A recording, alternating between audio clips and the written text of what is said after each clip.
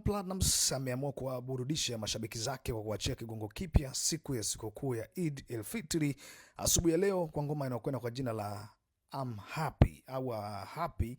Ni ngoma ambayo kiukweli ina maazi fulani hivi ya mapiano, na mpaka hivi sasa watu wengi mapokezi ni makubwa, kila mmoja akitoa komenti kwa namna yake ambayo ameona sahihi ngoma hii kuweza kuiongelea. Lakini komenti nyingi zimekuwa ni bora, watu wengi wameweza kusifia kwamba nyimbo ni bora na ni mzuri, na kwa hiki ambacho amekitoa kwa muda mrefu alivyokaa kimya baada ya kutoa ngoma nyingi zenye maadhi ya kibongo flavor kwa ajili ya watu wa East Africa. Sasa hivi ameachia mapiano ambayo nahisi lengo kubwa ama target kubwa ni duniani kote kwa ujumla, kwa sababu kama anaimba kuhusu burudani na ni happy, basi kila mmoja anatakiwa kuweza kuwa na furaha, kila mmoja anatakiwa kuweza kuburudika kila atakapopata nafasi ya kuweza kufanya hivyo. Lakini swali kubwa ambalo watu wengi wamejiuliza ni kwamba hili beat ukilisikiliza ni kama kuna sehemu amelisample ama amechukua hii biti sehemu na kuja kuipandikiza kwake. Ukisikiliza ngoma ya Bule ya kwake Power Ranking kutokea nchini Nigeria, nadhani utakuwa unanielewa nini na maanisha. Hebu upata muda mzuri sana, nenda kasikilize hiyo ngoma ya Bule, alafu rudi njoo isikilize Happy ya kwake Diamond Platnumz.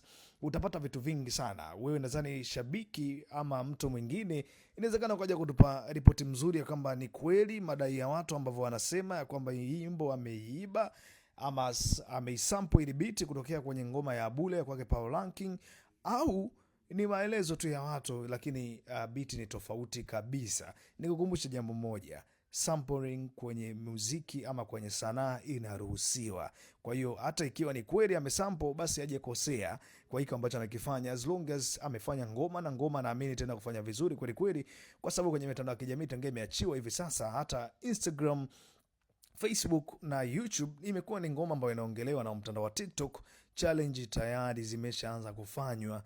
Watu wanaanza kuongea kwamba wana furaha na ngoma. Naamini siku ya leo klabu itapigwa kwa kiwango kikubwa, kwa sababu leo ni Eid el-Fitr. Kwa hiyo watu wanaenda kusherehekea sikukuu ya Eid. Kwa hiyo kama anaenda kusherehekea sikukuu ya Eid na anawaambia yuko happy, kila mmoja ataweza kuelezea vile na yeye yupo happy, kuelezea furaha yake.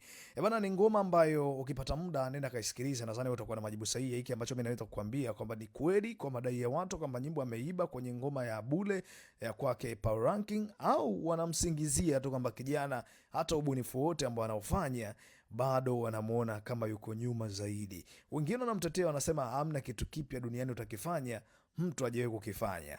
Nadhani katika sehemu ya comment itakuwa sehemu sahihi kwenda kusikia kwako wewe unaitazama ngoma hii kwa namna gani. Ni kweli ni ngoma mpya kabisa masikioni mwako, au Diamond ametudanganya kwenye hiki ambacho amekifanya?